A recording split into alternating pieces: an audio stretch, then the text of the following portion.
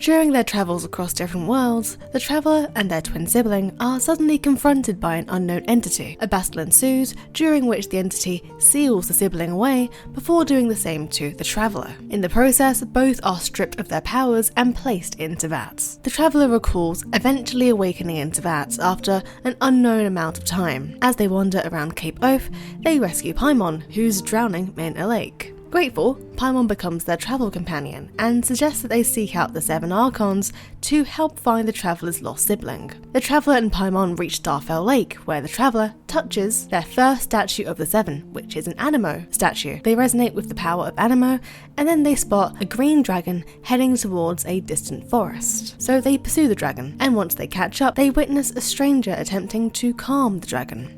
However, a reaction from the traveller's newly acquired powers alerts the dragon of their presence. The dragon freaks out and flees, and the stranger also flees. Once they're gone, the traveller and Paimon realise that they've left behind a crimson teardrop crystal, and the traveller picks it up. After leaving the forest, the traveller and Paimon are stopped by Amber, outrider of Knights of Favonius. Amber offers to escort them to Mondstadt, the City of Freedom, but first we need to deal with a nearby Hillichar camp before heading off there. Once we've helped out and we get back to Mondstadt City, Amber is impressed with our skills and gifts the traveller a wind glider, as well as lessons on how to use it. During a flight test of the wind glider, the dragon, now known as Storm Terror, unleashes a rampage across the region. The traveller, with their newly found wind glider skills, manages to drive Storm Terror away, with the help of a mysterious stranger. The traveller's encounter with Storm Terror catches the attention of many, including Kaya, the cavalry captain of the Knights of Favonius, as well as Jean, the acting Grand Master. Kaya invites them to meet the acting Grand Master, since Jean has taken interest in us. Once we get there, Jean tasks the traveller with handling ley line disruptions at 3 of the 4 Winds temples, with guidance from Lisa, the librarian. So we set off, and after successfully dealing with the temples, Paimon suggests that they return to the Knight headquarters for further instructions. Upon returning to Mondstadt, the traveller finds Jean talking to a masked woman, a Fatui diplomat, who suggests killing the dragon to resolve Mondstadt's issue. Jean doesn't like the idea, saying that Storm Terror is actually Dvalin, one of the 4 winds. The Fatui diplomat leaves. The traveller then heads over to Jean and shows her the teardrop crystal. We then head to Lisa so that she can study it, but Lisa is unable to study it due to its harmful energy when coming into contact with visions. Since both Lisa and Jean have visions, the traveller holds it for safekeeping. Before leaving headquarters, Jean grants the traveller the title of Honorary Knight for everything that we've done for Mondstadt thus far. Once we leave, Paimon suspects that the stranger that we saw earlier with Dvalin is connected to the teardrop crystals. Suddenly, we see the stranger running in the streets, and after tracking him down, we learn that the stranger's name is Venti, and Venti reveals to us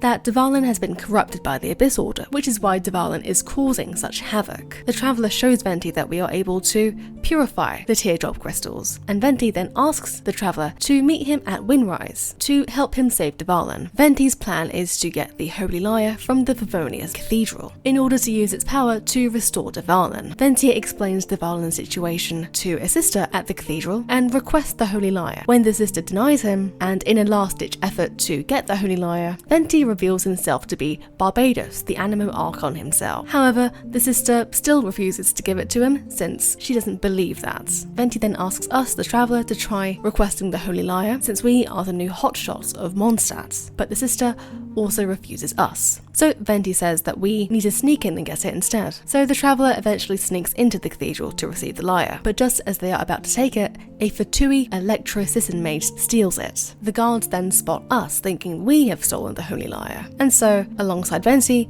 we hide in the Angel's Share. This is where we meet Diluc, who, after diverting the guards, agrees to help them out. After hearing about the situation, he tells us to meet him the next night, since he has contacts. The next night, we see that Jean has joined their group, acting as a private party in order to avoid political conflicts with her duties, since it would not only confuse the people, but also put her in a difficult position when it comes to dealing with the Fatui. Diluc's other contacts reveal the lyre's location, and the group retrieves it, but it's in really poor condition. Venti reveals that it needs more purified teardrop crystals in order to get it back to its optimal state. And so after collecting more of these crystals and purifying them, the group heads to Star Snatch Cliff to summon Dvalin. However, during our attempt, an Abyss Mage convinces Dvalin not to trust them, causing Dvalin to flee once more, as well as causing the lyre to break completely. Diluc provides information about the Abyss Order, since he's encountered them before. Paimon then asks why the Anemo Archon needs help from ordinary people,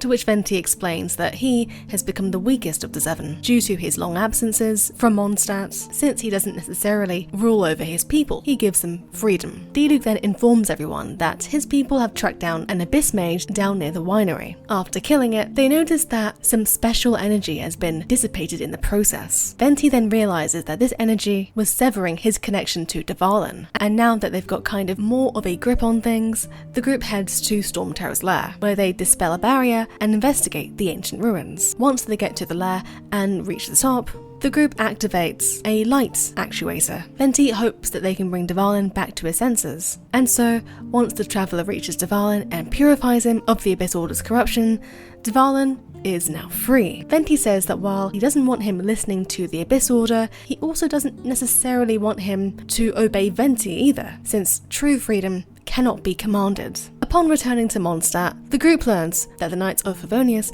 have repelled a Hilichurl attack on the city while they were dealing with Dvalin. We meet up with Amber and Kaya, and they ask the traveller about their next steps. The traveller mentions that their journey is to meet with the seven Archons. Amber wishes them good luck and invites them to Mondstadt anytime. We go back to the cathedral to give back the lyre, and at the cathedral, the group meets Barbara, who panics upon seeing the damaged lyre. Venti pretends to fix it with magic, and Venti and the traveller leave before the cathedral realises that the lyre is fixed only for a temporary time. Once they exit the cathedral, they are ambushed by Fatui agents led by Signora, the 8th of the 11 Fatui Harbingers. Signora then extracts Venti's gnosis and flees, leaving the traveller unconscious. The traveller wakes up and finds Venti at Windrise again. Venti explains the significance of a gnosis, as well as the role of the Fatui Harbingers. The Fatui Harbingers are people who have been given great power and authority by Snezhnaya's Archon de Saritsa, the Cryo Archon. Venti advises the traveller to head to Liyue in order to meet the Geo Archon next, since he should be at the Rite of Descension, and that is the next step in our journey. The traveller and Paimon arrive just in time for the ceremony, but something unusual happens. As Ningguang is summoning Rex Lapis, he appears before the crowd only to be found dead. Ningguang orders the Millelith to apprehend all suspects who are close to the scene, which includes the traveller. The traveller especially, because they were too close to the scene and they are not from Liyue. So, while attempting to sneak away, the traveller accidentally alerts the Millelith, who surrounds them. Just as a fight is about to break out, Child intervenes, defending us from the guards and taking the traveller to safety. Child introduces himself as one of the Fatui Harbingers and offers to help traveller clear their name. Child instructs the traveller to seek the help of the Adepti, powerful beings who may vouch for their innocence. He provides traveller with a sigil to protect them from the Adepti's wrath if things go the wrong way. At Julian Cast, the traveller and Paimon meet Mooncarver, one of the Adepti, who is angered by the news of Rex Lapis's death. After proving their innocence, Mooncarver directs them to Cloud Retainer, Mountain Shaper, and the Demon Conqueror Xiao. At Wangshuin, the traveller and Paimon encounter Xiao, who is initially irritated by their presence, but after giving him some almond tofu, his favourite dish, he's willing to hear us out. After that, the traveller then seeks out Mountain Shaper, where they find a man pleading for his brother's release from an amber encasement. After freeing the brother, Mountain Shaper appears and is angered by the disturbance, but calms down upon seeing the sigil and hearing of Rex Lapis's death. Finally, the traveller heads to find Cloud Retainer. After offering a meal to appease the Adepti, they navigate through a series of puzzles within Cloud Retainer's domain. Upon learning of Rex Lapis's death, Cloud Retainer vows to destroy Liyue, but is eventually persuaded otherwise by the traveller. After finding the Adepti, we return to Child, where the traveller learns that the Liyue Qixing, the governing body of Liyue, has hidden Rex Lapis's body, the Excuvia. Seeing as our mission in Liyue was to see the Geo Archon, Child introduces them to Zhongli, a consultant from the Wangsheng funeral parlor, who is responsible for overseeing Rex Lapis's funeral. Despite the traveller's suspicions of Child, the traveller agrees to assist Zhongli in gathering materials for the funeral rites, which includes accompanying Zhongli to get materials like Nox Lucas Jade and perfumes. Along the way, they encounter several Liyue citizens who are deeply saddened by Rex Lapis's death. During this, they meet Madame Ping, an adeptus who reveals her true nature when the traveller receives a cleansing bell from her magical teapots. So, with all the preparations complete, the traveller is then invited to meet Ningguang at the Jade Chamber. The traveller, of course, has their suspicions against Ningguang and the Liyue Qixing, but once the traveller arrives at the Jade Chamber, they discuss the Fatui and the situation in Liyue with Ningguang herself. When the topic of the Exuvia comes up, Ningguang says that hiding it was a move to take initiative back from any enemies that could have been nearby during the incident. The enemy in question is the Fatui. The Qixing cannot allow themselves to be shackled by any rumours that the Fatui spreads about them and about their illegitimate power, which is something that Child was discussing with us. For the sake of Liyue, during this transition to the new era of a mankind-led Liyue, after having this conversation and getting more context, the traveller and Paimon spot a board in the Jade Chamber, where they find that the Golden House is circled on a map, and alongside this map is a document mentioning that a Qixing spy has discovered traces of classified Fatui research on the Sigil of Permission. The traveller and Paimon decide to go to the Golden House to confirm whether or not the Fatui are up to no good and if they're trying to reproduce the Sigil of Permission, as a way to verify our newfound trust in Ningguang. On the way there, we meet up with Zhongli, who is continuing to prepare for the rite of passing. However, we find out that the Adepti are on their way and are planning to exercise force. The Adepti do not accept the Qixing. They only accept contracts from the Geo-Archon. If the two parties don't get along, Liyue Harbour will be in danger. Zhongli says that we should look for a fuse if we want to prevent an explosion. The fuse in question being Child. Since as a Fatui Harbinger, he must be waiting for the moment when no one is watching him to do something bad in Liyue. As such, we head to the Golden House quite promptly. At the Golden House, we find that the Millelith who were guarding the inside are unconscious. The traveller and Paimon rush to see if the Exuvia is okay, to which they encounter Child. We find out that his aim was to take the Gnosis from inside the Exuvia, as in Child's words, the Tsaritsa will get what she desires. The traveller and Paimon don't want the Gnosis to be taken again, like in Mondstadt, so much so that they are willing to fight him to avoid him getting close to the Exuvia. The Gnosis isn't there, so even though Child eventually gets close to the Exuvia, he still fails to take the Geo-Archon's Gnosis. In a last-ditch effort, Child unleashes the power of Osial using various Sigils of Permission, which causes chaos to Liyue Harbour. The Adepti and the Qixing set aside their differences to fight the resurrected Osial. The traveller, with the help of Xiao, Ganyu, and the Adepti, battles the Fatui and Osial's forces. Despite their best efforts, the situation still looks dire, until Ningguang sacrifices the Jade Chamber, her life's efforts, to crush Osial, ending the threats. After the battle, the traveller learns the truth from Zhongli at the Northland Bank. Zhongli reveals that he himself is Rex Lapis, the Geo-Archon, and that his death was a test to see if Liyue could continue without him. Zhongli is satisfied with the outcome, and he hands his Gnosis to Signora, the Fatui Harbinger we encountered in Mondstadt, as part of a mysterious contract with the Tsaritsa. After this, the rite of passing proceeds, and the people of Liyue bid farewell to Rex Lapis. The traveller speaks to Zhongli about Liyue's future and learns that the next nation that they must visit is Inazuma, which is going to prove to be a bit difficult because Inazuma has been sealed off by the Electro Archon. Zhongli advises the traveller to not give up and to find a way into Inazuma despite the challenges that they are going to face to get there. Before heading to Inazuma, we get word that there is someone unusual back in Mondstadt. Someone who is described as having blonde hair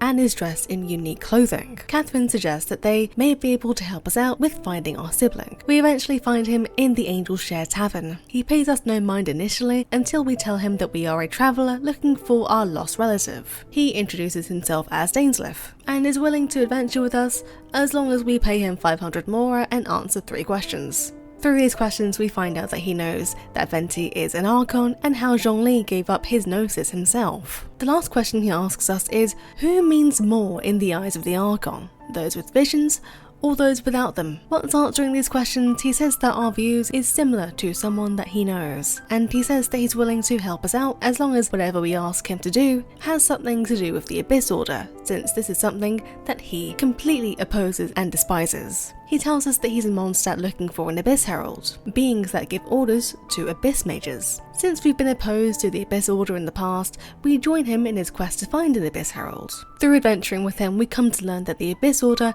is destructive to Teyvat's very foundations, and its members wishes to overthrow a world ruled by Archons. However, in this particular adventure, we are unable to find the Abyss Herald, but we sense a familiar feeling on top of a cliff at Stormterror's lair. When we examine a dandelion, the traveller is greeted with a flashback of the past, which includes the separation with their sibling, as well as a catastrophe. Dane tells us to not be hasty, since we now know that our sibling is still in this world. We part ways with him, but he assures that it won't be for too long. So, after our brief journey with Dainsleif, the traveller and Paimon head to the Adventurers Guild in Liyue. There, they meet Garnu and Lan. Garnu informs them that there are treasure hoarders that are planning a heist against the Abyss Order. Due to the Qixing being too busy, they posted a commission to the Adventurers Guild, to which the traveller accepts. The traveller and Paimon venture into the ruins, where they discover a defiled statue of Barbados, hanging upside down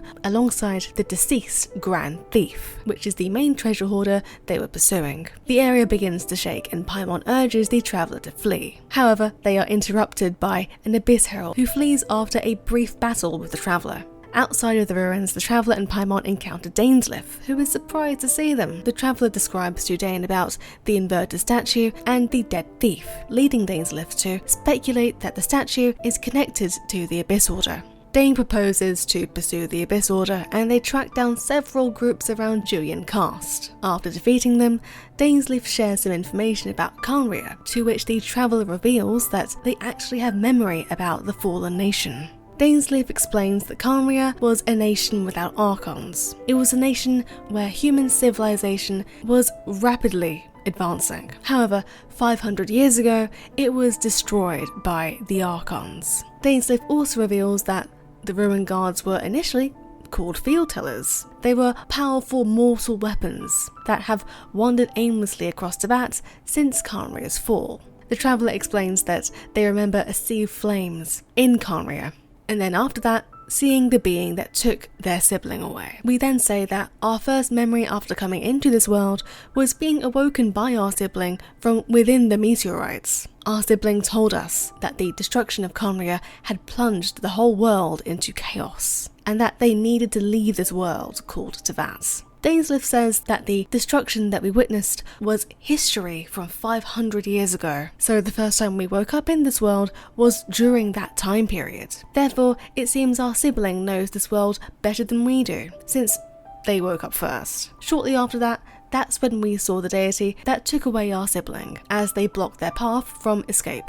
After defeating more Abyss Mages, the group then finds a talisman. Dainsleif translates it, revealing that the Abyss Order's plan is to attach Osial's limbs to the defiled statue and use the eye of the first field tiller in place of the orb that the statues of the Seven normally hold in order to create a mechanized deity. The traveller suggests visiting the Vivoni's Cathedral for more information on the first field tiller. Dainsleif agrees, but advises not mentioning the missing statue, and also Dainsleif doesn't want to go into the cathedral, so we go in on our own. Inside, the traveller meets Barbara, who confirms that one of the statues is indeed missing. She also mentions the Tyrant's Final Fury, a phenomenon where people near Old Mondstadt were attacked by missiles for a year before it stopped. While we're talking to Barbara, Rosario comes and mentions that the Abyss Order is attacking Wolvendome and that Jean is there to help sort it out.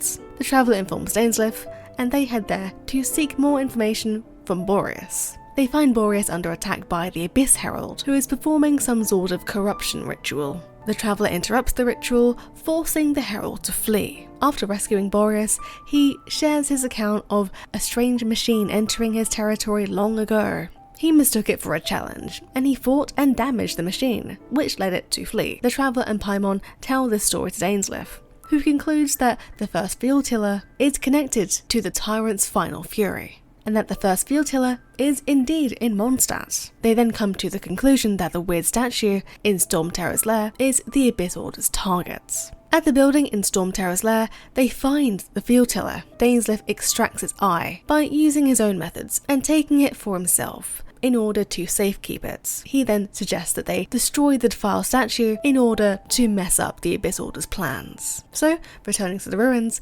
Dainsleif senses the Abyss Herald is nearby, and surely enough, he's right, and they engage in battle. The Abyss Herald tries to escape after the battle, but is restrained by Dane's powers. The Herald is then saved by a shockwave from a mysterious sword. The traveller is then shocked to see that the person who saved the Abyss Herald is none other than their own sibling. The sibling questions the traveller's trust and alliance with Dainsleif, revealing to us that Dane is the Twilight Sword, a royal guard from Caribert, who is cursed with immortality, and he failed to protect Caribert. Despite the traveller's pleas of coming back with them, their sibling refuses to return to them, stating that they are committed to the Abyss Order's goal. They then leave through the portal that they came with the Abyss Herald, and Dainsleif goes after them, leaving the traveller and Paimon alone. The traveller is incredibly disheartened by their encounter with their sibling, but Paimon encourages them to stay focused and reminds the traveller of the valuable information that they've gathered,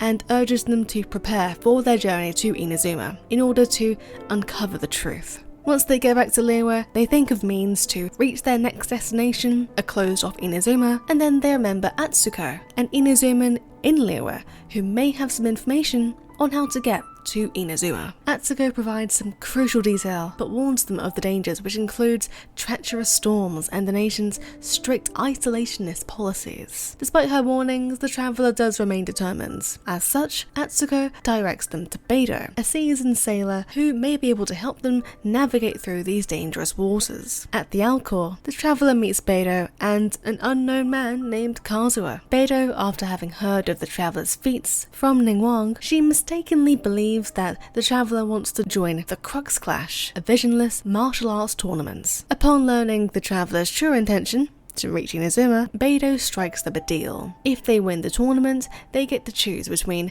winning the masterless vision that is up for grabs or a ride to Inazuma. At the tournament location, Paimon suggests checking out the competition before signing up. After seeing the other contestants, the traveller confidently registers for the tournament. After seeing that their first opponent is absolutely no match for them, even without the traveller's elemental powers, Beidou is impressed and decides to advance the traveller directly to the semi-finals to conserve their energy. In the semi-finals, while the battle is more intense, the traveller emerges victorious nonetheless. And so, they've made it to the finals. With little information about their final opponent, the traveller returns to Beidou, who tells us that our opponent is incredibly speedy. Kazuha wants to test their skills in fighting against slimes, and assures them that their opponent's speed will be no match for the traveller. As the final match is about to start, the opponent is nowhere to be found. Kazuha senses that something is wrong, and the group discovers that the Masterless Vision prize has been stolen. Kazuha and the traveller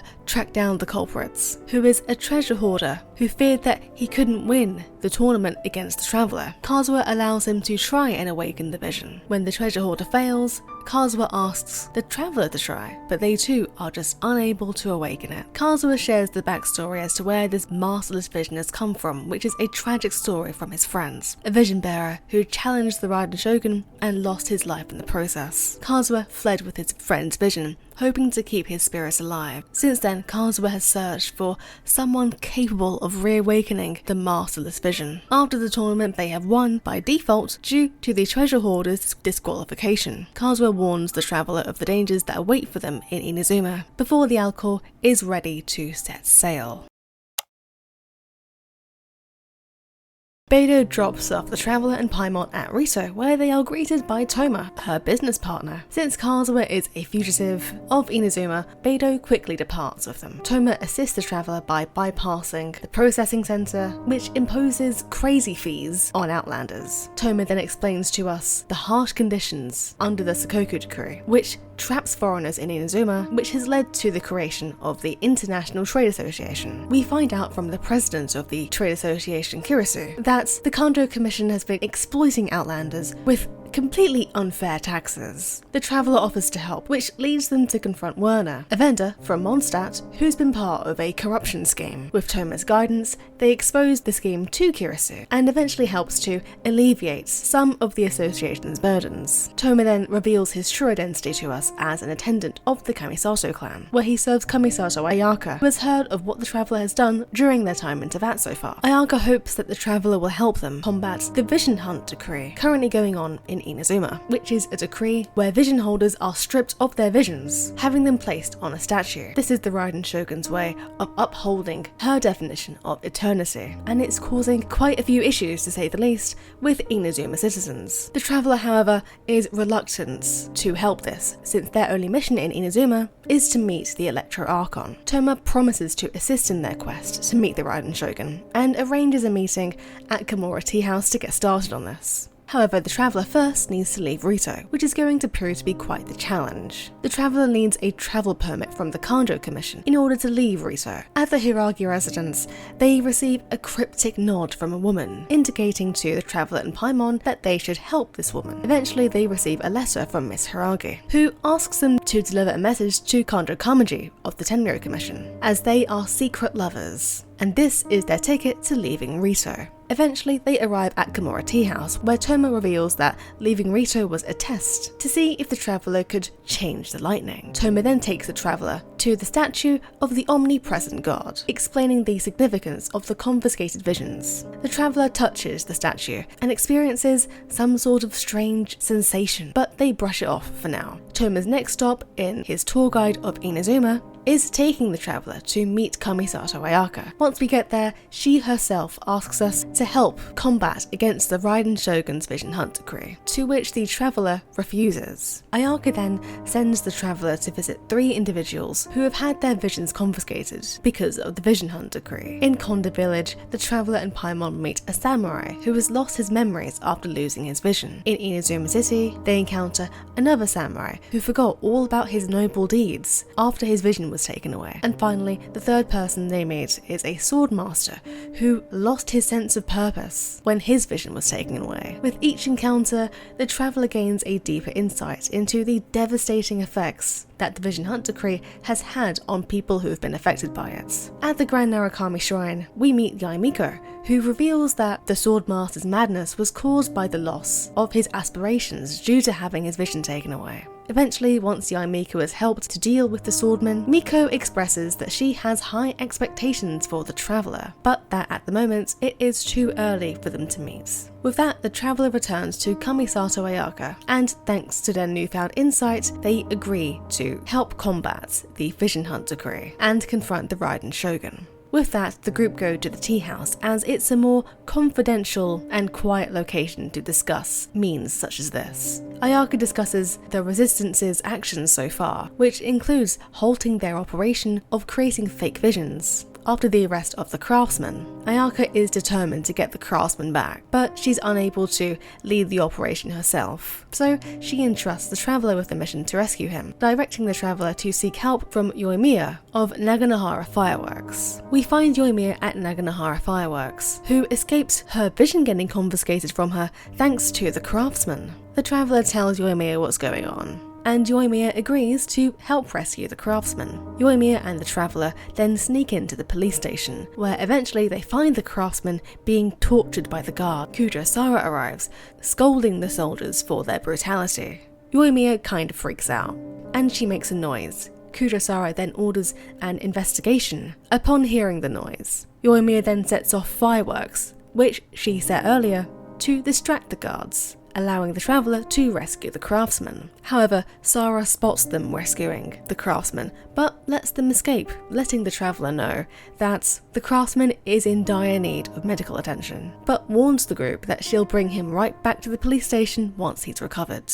After everything is settled, the traveller returns to the tea house. Toma then reveals that the Tenryo Commission is planning to organise some sort of ceremony, and since the security and guards are busy with that, they have a few days to relax. Once the Traveller and Paimon return back to Komori Tea House after that time period, they discover that Toma has been captured and is set to be the 100th victim of the Vision Hunt decree, and that is what the ceremony is all about, and that this is where the Raiden Shogun herself will appear to confiscate the vision. Ayaka is desperate to rescue Toma, but is reminded by the Traveller and Paimon that her involvement would jeopardize herself and the Yashiro Commission from a political standpoint. The Traveller then offers to rescue Toma in her stead. At the ceremony, the Raiden Shogun witnesses the Traveller using Electro without a vision. She declares them the enemy of eternity and pulls the Traveller into an alternate dimension. The Traveller and the Electro Archon battle, but the Traveller are very quickly overpowered. Just before the Raiden Shogun delivers the fatal blow, Toma intervenes, allowing himself, the Traveller and Paimon to escape. The Raiden Shogun then orders for the Traveller's arrest, vowing to strike twice. Now, as wanted criminals, Toma advises the Traveller and Paimon to seek refuge with the Watatsumi army, who opposes the Vision Hunt decree as well. On their way to find the resistance there, they rescue a soldier named Teppei, who eventually introduces them to General Goro. Once Goro is informed of the Traveller and their deeds back in Inazuma City and how they actually survived confronting the Raiden Shogun, Goro is impressed by the Traveller and welcomes them into the resistance. Teppei then shows them around the camp, and the Traveller helps the soldiers who are preparing for an impending attack. When the Shogun's army, who's led by Kujosara, eventually does attack, the Traveller steps in to defend the resistance. Kujosara then proposes a ceremonial duel in which the Traveller wins, boosting the resistance's morale, and a battle breaks out. The Shogun's army does gain an upper hand until Sangonomiya Kokomi arrives with reinforcements, which includes Beidou and Kazuha. The Shogun's army then retreats, and Kokomi invites the Traveller to Watatsumi Island to discuss further plans. At Watatsumi Island, Kokomi reveals that the resistance has been receiving supplies from an unknown source. She has doubts about this source, but Watatsumi Island and the army are lacking resources, which leaves her with no choice but to accept this help. The Traveller is then made captain of Swordfish 2, and Teppei is also eager to help.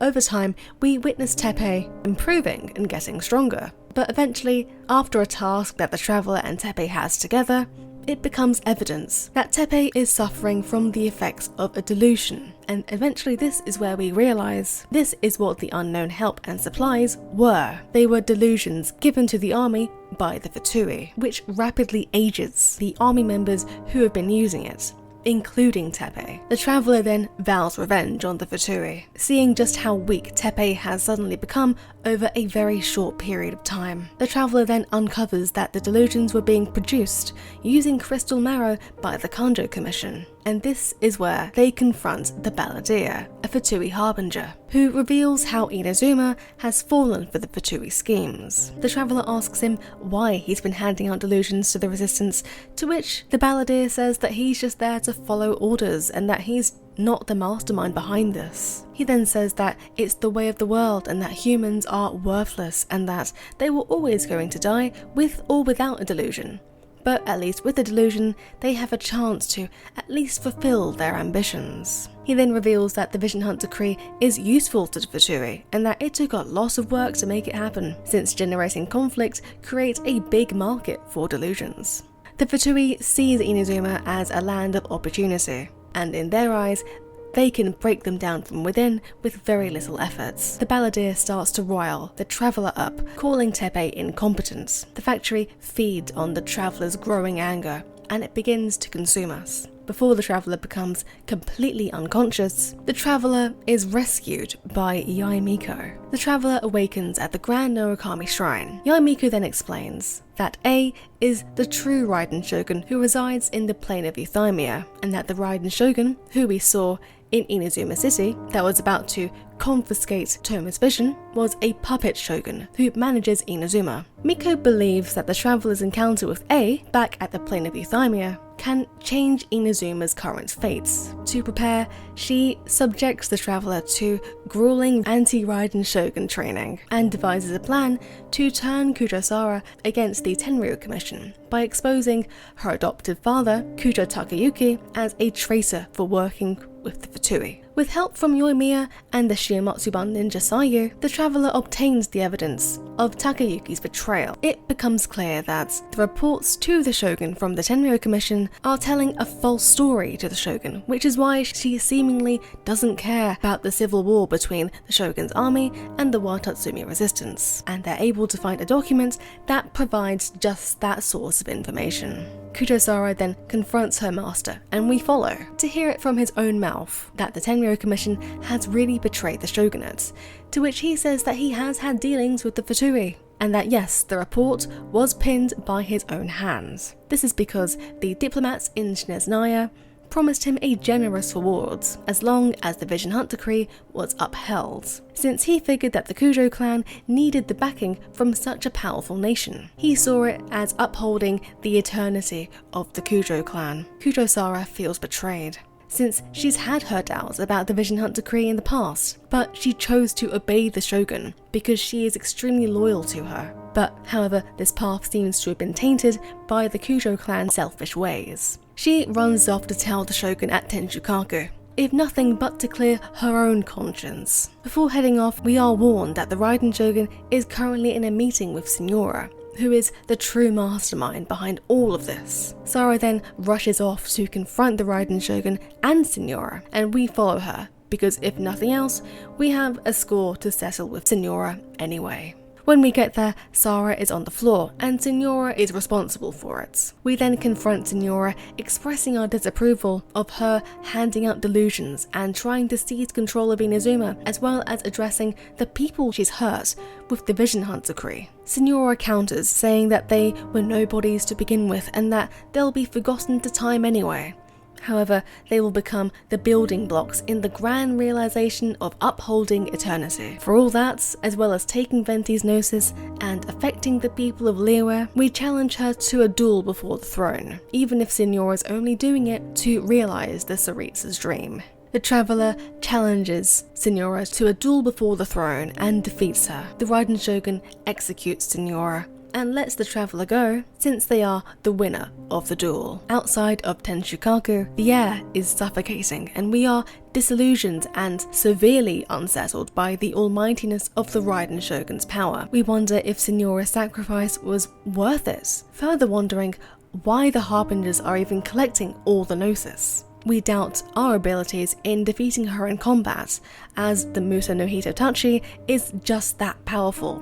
It seems impossible to defend against. As we approach the entrance of Tenshukaku, we notice that there's some commotion. The resistance is here, including Goro and Kazuha. Just as we go to meet them, the Raiden Shogun appears, ready to slaughter us, just as she did with Signora. Kazuha's masterless electrovision awakens, and with the force of lightning, Kazuha is able to stop the lethal strike and is able to fight against it. The resistance then charges, but we know that they are no match for the Raiden Shogun, so we strike the Raiden Shogun back in an attempt to make it back into the plane of Euthymia to meet with A, and the traveller succeeds. And just like that, the traveller is now standing face to face with A herself once again. But this time, A is willing to hear us out, wondering what's brought us back to the plane of Euthymia for a second time. We tell her that the Fatui have deceived the Raiden Shogun and that the Vision Hunt decree should have never existed.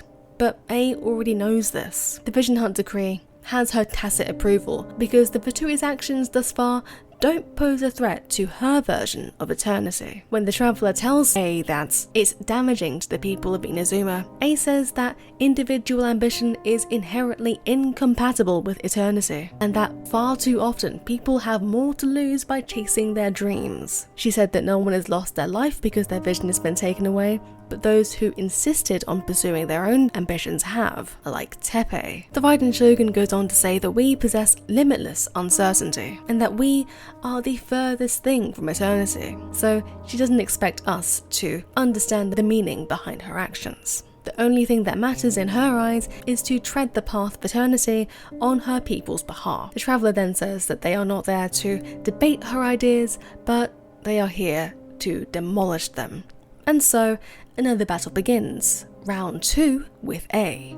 The traveller still struggles against A, and once an opening opens up, Yae Miko appears through the gift that she gave us earlier on before we left her. A is shocked to see that this whole plan was Yae Miko's doing, and is caught off guard. Yae Miko tells us that our ambitions alone aren't enough to shake A's will, but the countless people that we have met in our journey in Inazuma have ambitions too, which they have entrusted to us. The traveller closes their eyes, hearing similar voices to when they first touched the statue, and the power of everyone's ambitions is enough to help us beat A in battle.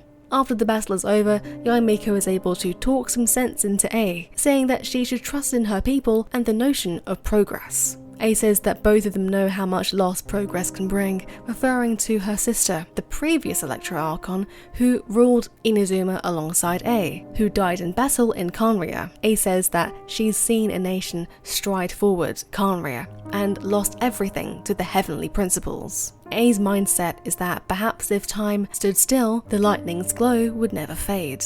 Yae Miko says that the heavenly principles is just irrelevant nonsense and that all A wants to do is protect her beloved Inazuma. After Miko and A exchange more words, it's clear that with this method of trying to prevent loss, A herself is losing so much by being in the plane of euthymia in stasis.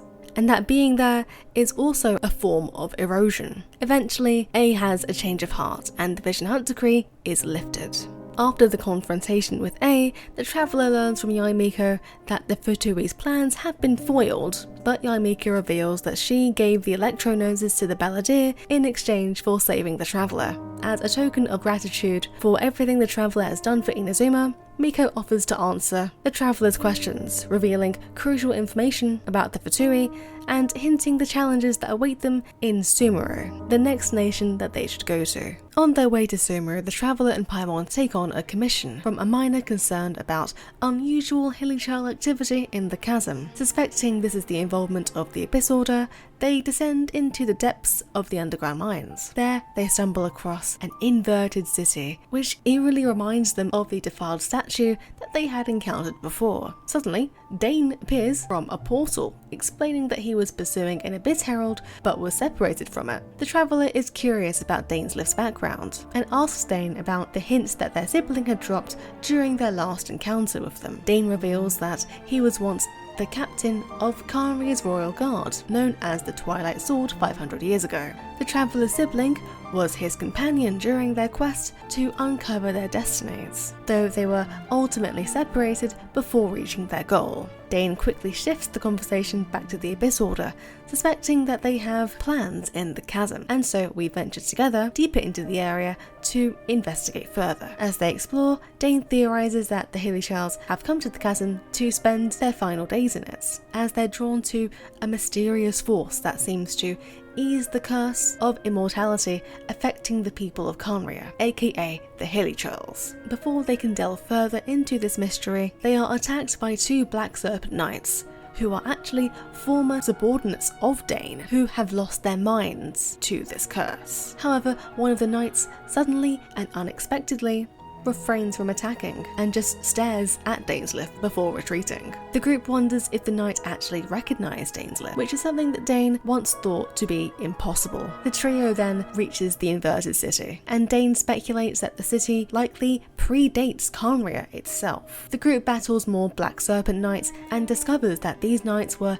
protecting a group of dying hilichurls. Reinforcements of the Black Serpent Knights arrive, but the knight from earlier steps in again and has the others retreat. Dain identifies this particular knight as Halfdan, a royal guard elite who he had once commanded to protect the people of Khaenri'ah at all costs. And even though the curse has eroded their minds, the Black Serpent Knights are still trying to fulfill this order, albeit they are struggling. Later on, the group discovers a hilichurl camp, and the traveller sees that the national flower of Khaenri'ah is there. Upon touching it, the traveller experiences a vision of their sibling and an Abyss Herald discussing a plan to help alleviate and or remove the curse from the hilichurls and restore their homelands. Once the traveller tells Dain this, Dain warns that this endeavour is doomed to fail, and that it's only going to bring more suffering to the hilichurls. The traveller agrees that their siblings' plan could cause more harm than good and decides to assist Dainsleif in stopping it. After they leave the camp, the Abyss Order tries to act on this plan, and Abyss Herald tries to delay them, but the trio eventually defeats the Abyss Heralds, and the group rushes to destroy the amplifying device that their sibling had mentioned. Upon entering the chamber, they find an Abyss Lector activating the device, causing all of those affected by the curse to experience excruciating pain, including Dainsleif. In an act of desperation, Halfdan sacrifices himself to temporarily halt the device, giving the traveller a chance to defeat the Lector and destroy the mechanism. After the battle, Halfdan's soul appears, briefly conversating with Dane before passing on. Dainsleif departs to recover from the device's effect that it had on him, and to further investigate the Abyss Order's Loom of Fate projects. The traveller and Paimon return back to report on their findings, and after that are ready to continue their journey to Sumeru with a newfound resolve. The traveller and Paimon journey into Sumeru in search of the Dendro Archon. After passing through the tunnel connecting the chasm and Sumeru, they encounter a scholar called Hypatia, who ignores their questions. Curious, they follow her. Hypatia enters a cave and lights incense that causes the traveller to faint. The traveller experiences a vision of a massive tree under a red sky, hearing a mysterious voice saying, "World, forget me," before waking up in Gandharvaville, where forest rangers Tignari and Collei had brought them in for treatments. The traveller tells Tignari about the hallucination, but Tignari dismisses the vision as being a hallucination. They suspect there's more to it and decide to investigate further by speaking to Collei. The next day, Tignari permits the traveller and Paimon to accompany Collei on her patrol. During their journey, they learn that Sumeru had two Dendro Archons, Greater Lord Rukkhadevata, who had died during the Cataclysm, and Lesser Lord Kusanali, who was discovered after Rukkhadevata's death and who now resides in the sanctuary of Surasthana. Collei says that she knows very little about the current Archon due to her time away from Sumeru. During the patrol, the trio have a meal, and Paimon causes Collei to panic by touching her, and as such, Collei flees back to Gandharvaville. The next morning, the traveller and Paimon find that Collei is bedridden. Tignari says that she suffers from Elazar, a disease that's found in Sumeru. Her symptoms were once suppressed by the Doctor, one of the 11 Fatui Harbingers, but she endured traumatic experiences with him, which led her to be touch-averse, explaining why Collei fled, once Paimon had touched her. Tignari and the traveller gather ingredients for her medication, but they take a detour to a withering zone, which is a dangerous area that only those with elemental abilities can handle, and as such, they handle one together. After returning the area to normal, Tignari expresses concern over the increasing amount of withering zones that are appearing, which not only worsen Elazar's symptoms, but also harm the ecosystem. We find out that the withering stems from a disease that's infecting Irminsul, a massive tree that's connected to the ley lines. Irminsul absorbs the memories within the ley lines, and the Dendro Archon is revered as the Archon of Wisdom due to her connection with it. However, no one knows how to cure Irminsul, and the withering has plagued Sumeru for a very long time. Back in Gandharvaville, Hypatia delivers a plea for help. Since Tignari can now trust the traveller, he reveals the truth behind the traveller's vision that they had before. The incense that Hypatia had lit connected the traveller's consciousness to Irminsul, and the vision that they saw was indeed a real memory. Hypatia may know more about this, and Tignari sends the traveller to deliver her rations. Upon reaching Hypatia in the cave, the traveller encounters an Aranara, which causes us to dream, highlighting the traveller's doubts about their journey and their sibling. After waking up, we find out that the Aranara had been caring for Hypatia. Hypatia then says that she has no answers regarding the traveller's vision, so the traveller and Paimon then return to Gandharvaville, where they find a sage trying to recruit Tignari for a secret academia project. Tignari refuses, and then directs the traveller to Sumeru City to meet one of his acquaintances in hopes of finding a way for them to meet Lesser Lord Kusanali. Upon arriving at Sumeru City, the traveller and Paimon receive Akasha terminals, which are devices that connect them to the Akasha system, granting them knowledge. Even with the Akasha and local contacts that they have, the Traveller and Paimon still struggle to find a way to meet the Archon. We find out that the Academia holds Lesser Lord Kusanali in low respect. Eventually, the Traveller encounters Dunyazad, a devout follower of Lesser Lord Kusanali, and wants to revive the Sumeru's festival in honour of Lesser Lord Kusanali's birthday, even though her bodyguard, Dea, objects to it. Dunyazad introduces the Traveller and Paimon to Nilou, a dancer who plans to perform at the festival. The group then learns that an Academia convoy was robbed, the item in question being a Divine Knowledge capsule, and is believed to be in Port Ormos. Once they arrive in Port Ormos, the Traveller and Paimon discover extremist Eremite groups that are spreading rumours of King Deshret's revival. They witness a dispute between Ayan al-Akmal's group and Al-Haytham, an Academia member who agrees to collaborate with them after they gain Dori's trust. Al-Haytham reveals that the stolen item is indeed a Divine Knowledge capsule and orchestrates a plan to retrieve it from the Ayan al-Akmal leader. During the fights,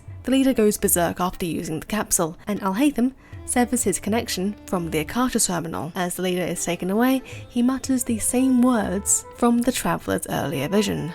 "World, forget me." After the encounter, Al-Haytham and the Traveller part ways, with each holding crucial information from one another. The Traveller returns to Sumeru City for the Sub-Zero's festival, recounting their adventures to Dunyazad. We've seen that Dunyazad's health worsens, and she reveals that she has a terminal condition, and she desires to make the festival a success before she passes away. Despite her efforts though, the festival is shut down by the Grand Sage Azar, leaving Dunyazad utterly devastated. The next morning, the Sub-Zero's festival repeats itself, causing the Traveller to experience deja vu. They try various methods to escape the loop, but they find themselves in an endless repeating cycle of that same day. After several attempts, they meet a mysterious girl named Nahida, who helps them to realize that they are trapped in a samsara, a collective dream created by the Akasha system, which harvests the dreams from Sumeru's people. The Traveller is fatigued, and Nahida explains that the reasoning for this is due to the Akasha extracting their memories, and that the sages are using this collective dream to achieve some unknown goal. The Traveller, Paimon and Dea work together to find a way to break the samsara. They find out that the only way to do so is to make the host of the dream realize that they're dreaming. After a while, they discover that Nilou is the host of the dream. When Nilou realizes that she's dreaming, she decides to perform a dance of Sub-Zeros and dissolves the dream. The Traveller and Paimon sees Dunyazad's spirit during the dance, and we find her later to see that she is alive. Back in reality, the Traveller and Paimon meet Nahida again, who reveals that she is Lesser Lord Kusanali, the Dendro Archon. Nahida says that she was barely able to sustain Dunyazad's consciousness until the samsara broke, and that the Akasha system won't be able to host another event of that size for a long while. She leaves to investigate why the sages would step out of line like that. Later, Nahida reveals that she has a plan to uncover what the sages were studying. The Traveller, Paimon and Nahida meet at a new meeting place, and they discuss ideas regarding the sages. She reveals that they need someone connected to the sages but aren't fully aligned with their cause. Initially, the Traveller thinks of Al-Haytham,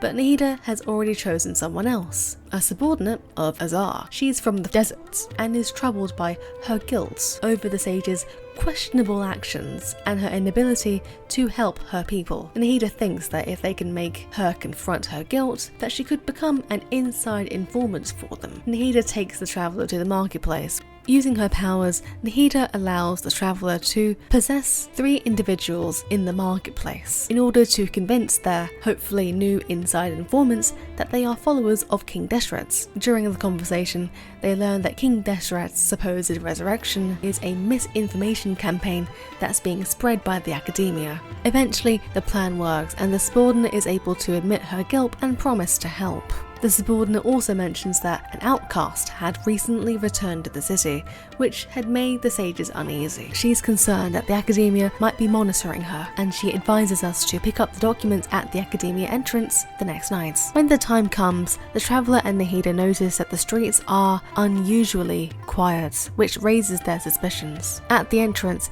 they find several people in a trance. Suddenly, Dottore appears, the second of the 11 Fatui Harbingers. terminals. He reveals that he has manipulated the Akasha terminals, causing the people to perceive the traveller as a hero, which causes them to approach them. Nahida then uses her powers to put them to sleep and urges the traveller to flee. After gaining some distance, Paimon is shocked that a high-ranking Fatui Harbinger is in Sumeru and that the Fatui is involved in the sage's plots. With nowhere else to go right now, the traveller decides to visit Tignari. Finally, they arrive and they find Collei, whose Elazar has worsened, and Tignari has ordered her to stay inside. She also mentions that Tignari went to Pardis Dahai for unknown reasons, so they go there to find Tignari, and when they get there, the traveller and Paimon encounter Nahida, who has narrowly escaped Dottore. Nahida warns that Dottore might trap her in the Akasha system. The traveller then explains that they are searching for Tignari,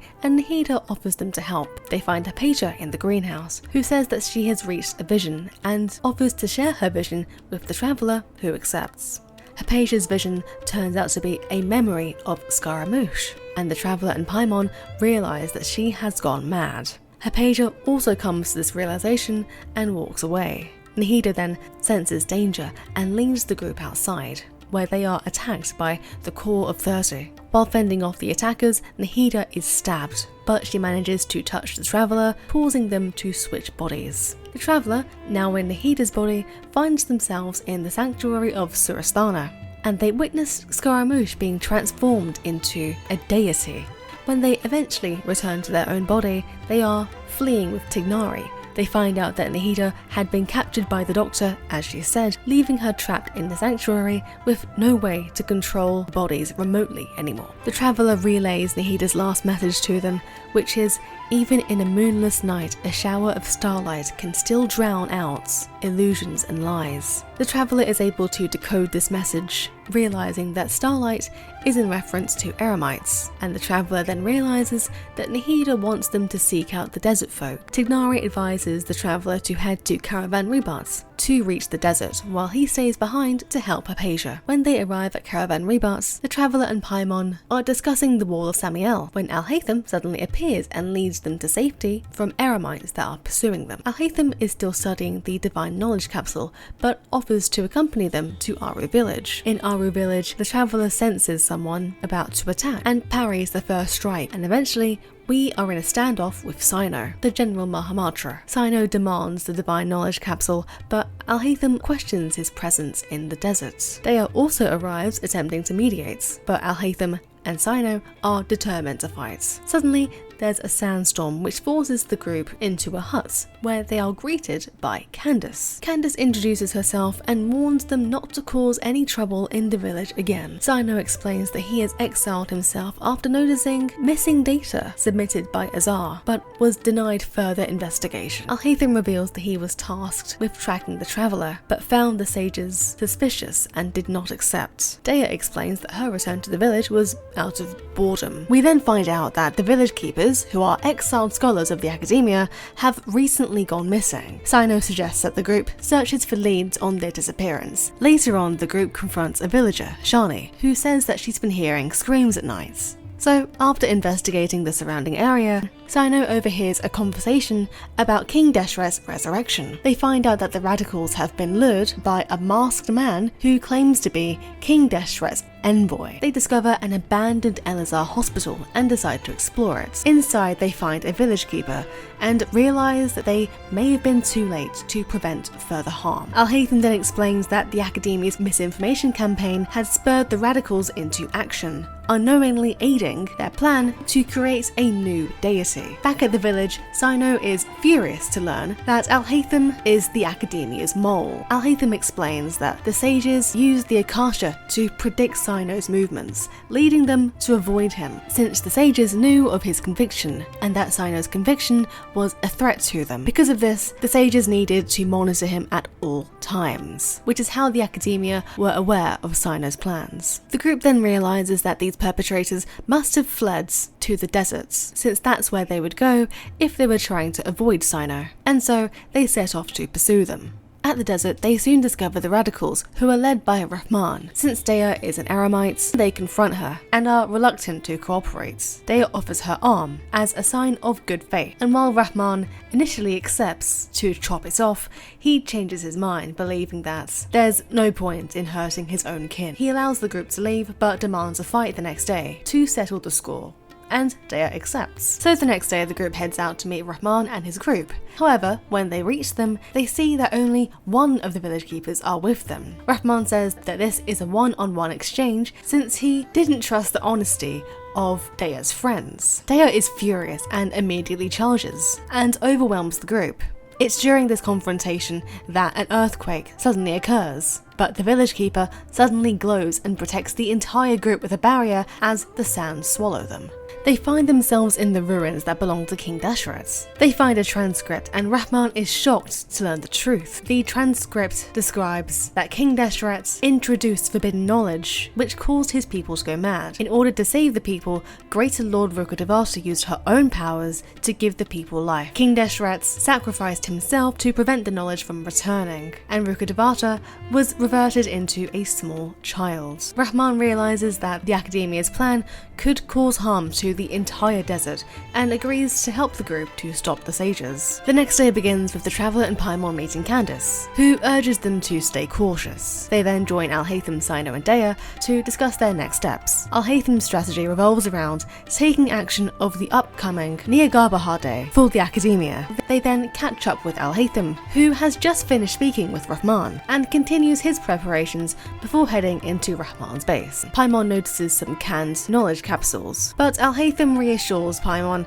that they won't be used just yet. Alhaitham asks the Traveler and Paimon to successfully rescue Lesser Lord Kusanali. Alhaitham then goes on to explain that the reliance on the Akasha has made people slaves to orders, and that they need to be broken free from this dependence. When their preparations are complete, they then head off to meet Cyno at Caravan Rebats. The plan revolves Cyno using his authority as a Matra to have guards arrest Rahman's men, who are unregistered Eremites. Cyno informs the guards of the plan to make a large arrest and requests their assistance. Paimon worries about the guards' loyalty, but Cyno reassures her based on Alhaitham's insights. And surely enough, they agree to apprehend Rahman's men in 2 days. With Rahman's men secured, Cyno moves on to the next phase of the plan, which is enlisting Tignari's help. When they return to the Caravan Rebats, Daya joins them and emphasizes the importance on getting information on Dottore before they proceed. They then head to Tignari. Once they find Tignari, he does agree to help but is cautious since he has just encountered Dottore, who wanted to take Hypatia. Dottore apparently threatened Tignari before he left. They ask Tignari where Dottore went, and Tignari points to the direction that he left in. Daya is able to use her skills and is able to determine that he is leaving and that he is at Port Ormos. Once they arrive at Port Ormos, they find a Fatui entourage. However, Dottore waves at them, and the group soon realizes that they have been misled, and that they're going after Hypatia instead. They rush back to Tignari's location to check on Hypatia. However, upon touching her, a manifestation of Scaramouche appears, who warns them that their mission is futile, and that the group nor Nahida can defeat him. The next day, the Traveler meets with Alhaitham at the Academia. They intend to infiltrate Azar's office in order to free Nahida, so they head to the house of Diana to ensure that they wouldn't run into Azar.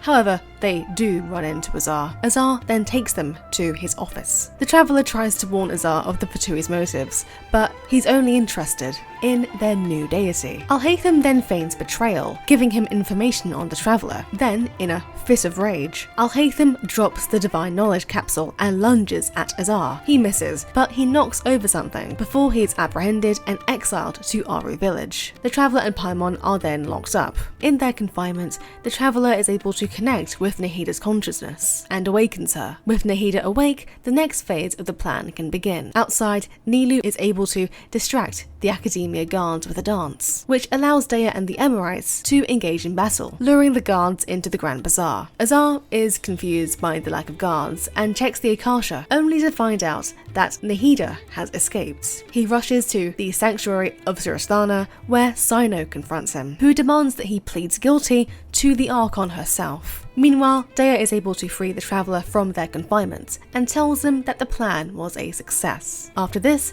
the traveller and Paimon meet Nahida in person for the first time. Nahida apologises for all the hardships that this has caused, but is ready to take control of the Akasha and bring justice to the sages. The group then confronts Scaramouche, who is inside the facility created by the Fatui. Scaramouche, however, has transformed into the mechanical deity. Nahida warns that the sages couldn't infuse the divine knowledge capsules into him fully, which makes him incomplete. Despite this, Scaramouche challenges them to a fight. The traveller, with Nahida's support and the upgraded Akasha, is able to defeat Scaramouche and retrieve the Electro-Gnosis. Using both the Electro and Dendro-Gnoses, Nahida and the traveller enter Rukkhadevata's final memory. There, Rukkhadevata reveals that Nahida must erase her from Irminsul in order to save it, removing all traces of her own existence. Nahida is heartbroken, but she complies, restoring Irminsul and freeing Sumeru from the corruption of forbidden knowledge. It's after this that Dottore arrives, wanting to negotiate with Nahida. He reminds her that she can't fight him,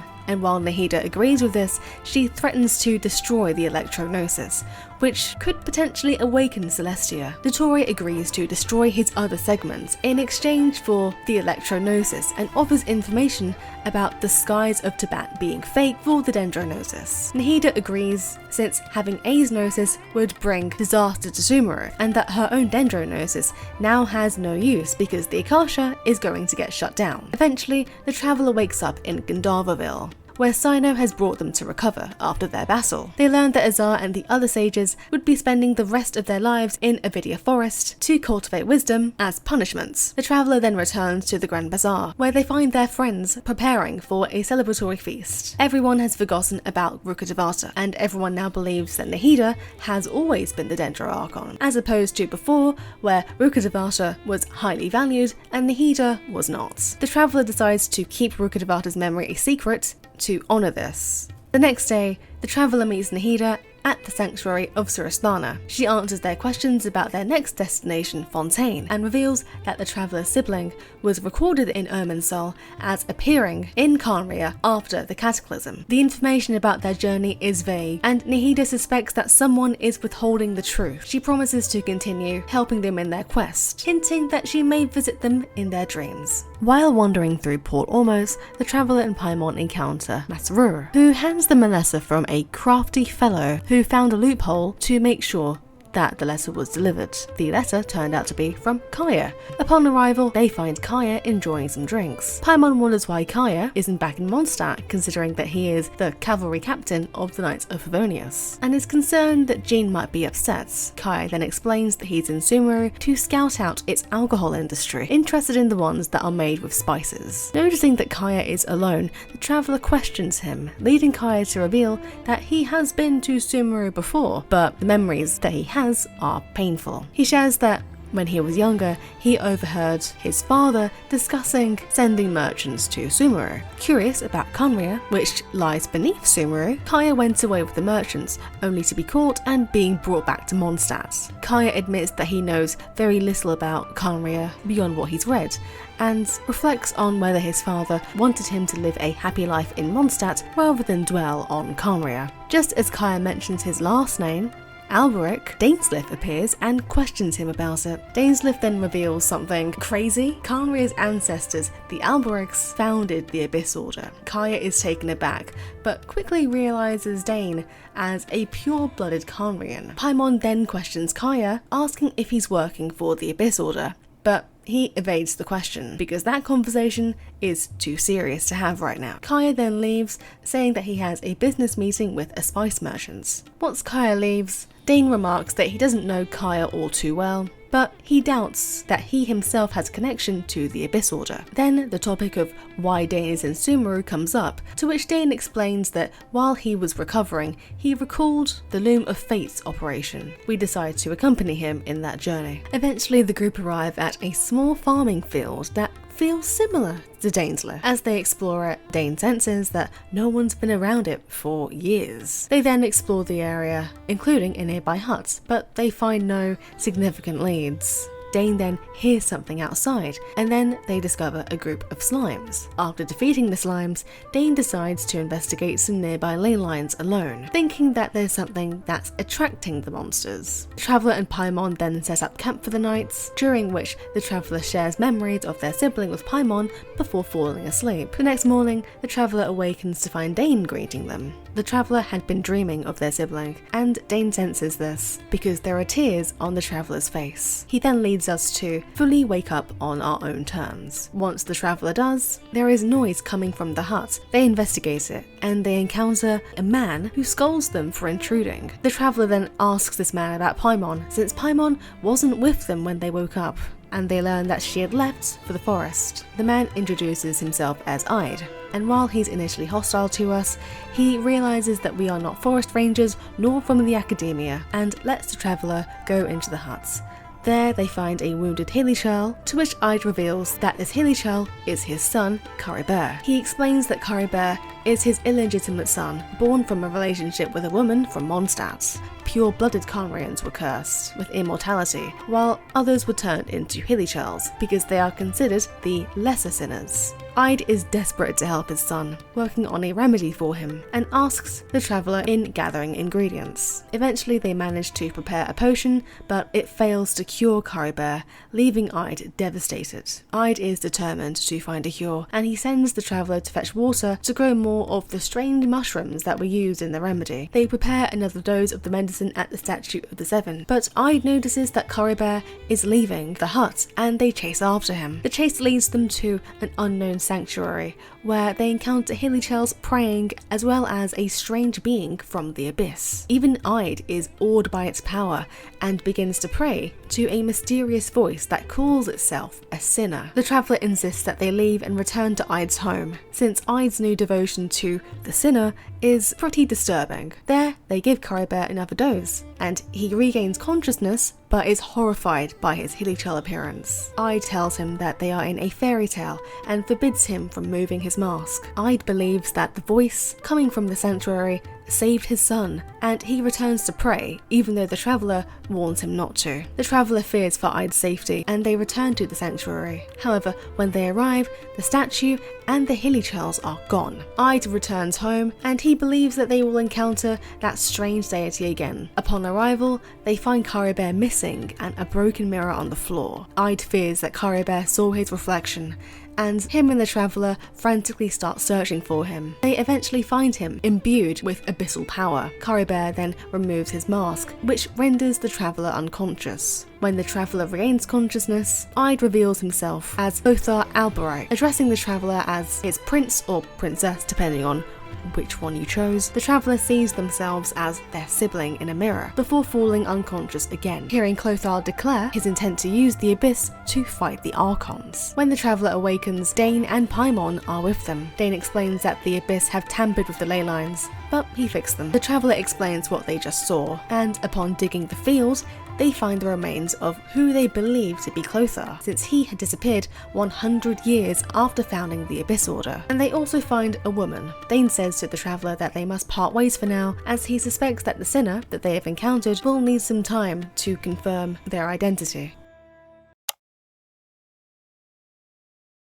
The Traveller and Paimon return to Caravan Rebat. As they prepare for their journey to Fontaine, Dea arrives, having just completed a commission of transporting goods. The Traveller mentions that they're going to Fontaine, and a local Fontainian looks at them with suspicion. Dea is surprised to see that heroes such as the Traveller and Paimon would leave so quietly from Sumeru, but wishes them luck on their journey. The Traveller and Paimon make their way to a maritime harbour, where Paimon is amazed at the advanced technology of Fontaine. They talk about their plans in Fontaine, where the Traveller suggests that they need to meet the Hydro Archon right away. Then they talk to a couple of locals, and they gather some information about the Hydro Archon and Fontaine. One of them talks about a recent trial that happened at the court of Fontaine, which they compare to being like an opera house, and the other mentions that the Hydro Archon essentially lives at the court, but they're warned that they're going to have to make an appointment with her because Lady Farina is incredibly popular. As the Traveller and Paimon explore the city, they spot a girl near the port's edge and approaches her. She speaks about a submerged memory and hints that they too will be submerged. Before that conversation can deepen, her brother Linny appears and introduces himself as well as his sister Lynette. Linny then explains a prophecy that's circulating Fontaine about the nation's eventual submersion of water and offers to take them to the opera house. While they head to the opera house, they are unexpectedly greeted by Farina, the Hydro Archon, as well as an entourage. Farina addresses the Traveller and Paimon directly and are aware of their past feats. She calls them past disruptions, but she welcomes them to Fontaine nonetheless. The crowd around them mistakenly thinks that the Traveller has come to duel Farina, and the Traveller then draws their sword. Farina is intrigued by their courage and declares a court duel instead, because they have already broken a law in Fontaine, which is that they have released Paimon, who is classified in Fontaine as a flying object, and that flying objects cannot be released during the first 3 days of the month. Then he then argues that Paimon is not a flying object but a balloon, and uses a red cord magic trick to support his claim. Farina is entertained, and she drops the charges. After that encounter with Farina, Linny addresses the prophecy further, explaining that everyone in Fontaine is born with sin, and that not even the Hydro Archon can help with that. He mentions that the rising water levels in Fontaine have made people take the prophecy more seriously, and so Linny and Lynette are distributing magic pockets to everyone to help people relocate their belongings. And the Traveller helps. Once the Traveller has helped distributing the magic pockets, they return to Linny, who then asks for their help in gathering some Romaritime flowers. It's during this task where they catch a pickpocketing girl, with the help of Linny and Lynette. After solving that situation, they board the Aquabus, and this is where they meet Charlotte, and then they get to talking about a criminal case of young women disappearing over the past 20 years. After getting off the Aquabus, Linny invites the Traveller and Paimon to his home, where they meet his brother Fremine. As they discuss family matters, it begins to rain, which is a common occurrence during trials in Fontaine. Fremine mentions the legend of the Hydro Dragon, and it's believed that rain occurs when the Hydro Dragon begins to weep. Linny asks Fremine to take some supplies to the workshop, but Fremine, being introverted, is reluctant. The Traveller offers to go instead. At the workshop, they meet Estelle, who explains how the machine runs on indemnitium, a power source that is derived from court trials. Their visit is interrupted by members of the Merchants Association in Fontaine, but then Child appears, warning these people about their debt to Northland Bank. A fight breaks out, with Child overpowering the group. Once that's over, Child says that he's been feeling something stirring inside him, and it's possibly related to his hydrovision weakening. Child then shares his plans and says that he wants to duel Clorenz, who is the strongest champion duelist in Fontaine, and he gives the Traveller his vision for safekeeping. The Traveller then heads to the Fountain of Lucine, where they hear a mysterious voice near it before Lynette appears. We explain what happens, and she offers a theory about the fountain. Her theory is that the tears that eventually flow into the Fountain of Lucine hold intense memories. She then takes them inside the opera house, where they meet Neuvillette, who introduces himself to us before Linny and Lynette's show begin. The pair then perform magic tricks, but a mishap happens during the show, which results in the death of Cowell, a stagehand, and an audience member also disappears, and this leads to Linny being considered a suspect. Neuvillette announces a trial for the following day, and the Traveller is assigned as Linny's attorney. They begin gathering evidence, and along the way, they meet Navia, Silva, and Melus from the Spina di Rosula, an investigative organisation. They investigate a tunnel in the opera house that was used for the magic trick, and they uncover some irregularities that could help in proving Linny's innocence. Navia then lightens the mood by making some macarons, and then the group prepares for the trial. Eventually, Neuvillette commences the trial, with both sides presenting their statements. innocence. Lyney maintains his innocence, but Furina challenges his claim by mentioning a loud thud that was heard midway through the show, and she says that it's highly unlikely that Lyney missed that. Furina then further shocks the audience, as well as the traveller, by revealing that Lyney and Lynette are members of the House of the Hearth, a Fatui organisation. This revelation turns the crowd majorly into Furina's favour, since the traveller is noticeably speechless. The traveller requests a recess, and Neuvillette grants that for an hour. Backstage at the opera, Lyney is surprised that Furina uncovered their past, and the traveller and Paimon feel betrayed that their friends have such heavy ties to the Fatui. The twins apologise for not being more transparent, but Lyney insists on his innocence. The traveller agrees to ensure that justice is upheld correctly, and Lyney recounts his perspective. He wanted to investigate the Oratrice's core, but retreated when a voice called out to him. In the tunnel, he found a smashed vase and scattered clothes, but couldn't dwell on it since the countdown for the magic trick was nearing its end. The trial then resumes. The traveller then requests to inspect Cal's belongings, suspecting that Cal may have tried to use water from the tank to take another form. Furina thinks this is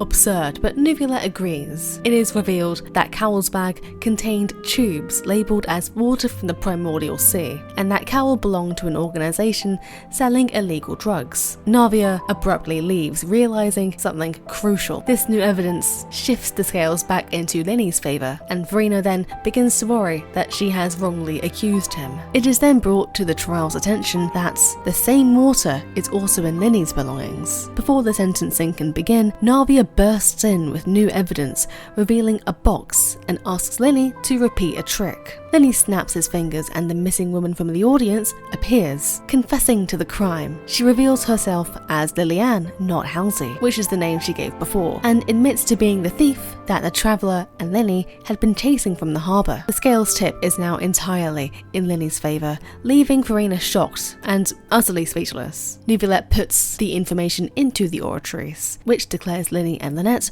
not guilty. It becomes apparent that the water in Lyney's belongings was presented as fake evidence to frame Lyney. The person who tried to frame Lyney begins to confess, but is dissolved into water before revealing the identity of the boss. Neuvillette orders an inspection of the entire audience, though no further evidence is found. The case is concluded, and Lyney and Lynette thank the traveller for their help and apologise for their past deception. They then describe their past. They are orphans, and their goals aligned with the House of the Hearth and the Knave, who saved them after their parents died. Lyney explains how the Knave, Arlecchino, also believes in the prophecy and wants to use the Hydronosis to save their home, Fontaine, before taking it to Chesnaya. Lyney promises to help the traveller in the future if they need it. As the traveller prepares to leave the opera house, Navia catches up to them because she believes that the case isn't fully solved. However, was only defending Lyney and not here to solve a disappearance case. So Navia, the traveller, and Paimon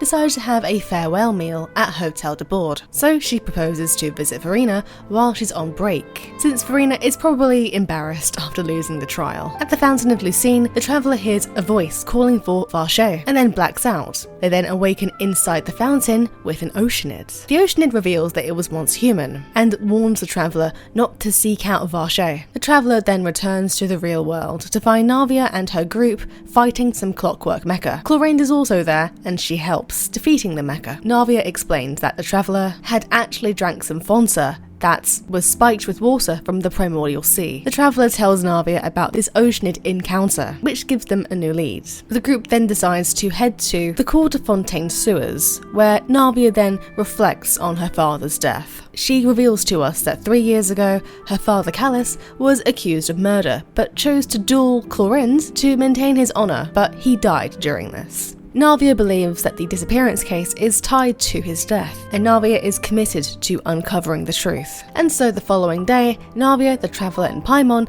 visit Neuvillette's office at the Palais Mammonia to seek information on a man called Varchet. Neuvillette finds no records, and offers an apology to Navia for her father's death. Navia is offended and leaves, and is still determined to find the truth on her own. Rain starts to fall, and the traveller realises that the real murderer may have been dissolved into water, which is why they've left no evidence. The group then heads to Poisson, where they gather evidence about Callus's case. Eventually, they come to uncover that Marcel, a wealthy man involved in the case, may be a suspect, seeing that he appears to be wealthy enough to afford private mecha. Before they go further, one of the people they spoke to informs them that the authorities have accused Child of the disappearances. Seeing as this is likely completely untrue, the traveller offers to infiltrate enemy headquarters, while Navia goes to the opera to stall for time. So while the traveller infiltrates the synth production facility, Navia confronts Marcel at the opera and accuses him of being involved in her father's murder